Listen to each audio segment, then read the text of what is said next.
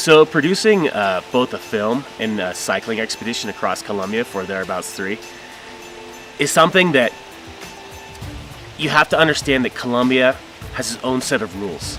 It doesn't adhere to the standard regulations of production that you might find in Europe or in the US.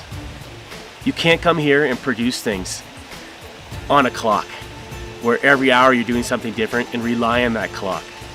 Colombians live in the moment. When I first got in touch with Lachlan and Gus about putting together Thereabouts 3 in Colombia, I was kind of amazed at how much trust they gave me.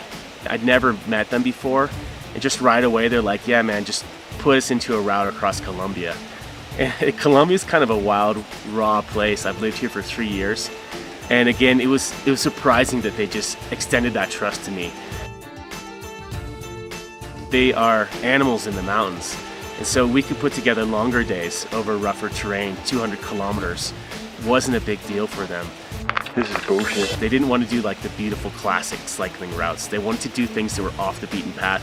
They wanted to do things that maybe even local Colombian cyclists wouldn't consider doing because of the history of war in this country. A lot of roads were off limits 10 years ago. And now, just in the last 10 years, they've become open. You can do these types of routes on these roads that you could never do before. And those were the types of places I think the guys were interested in seeing and going and discovering. They wanted to see the highlights and the lowlights. You know, they wanted to see the country for what it is.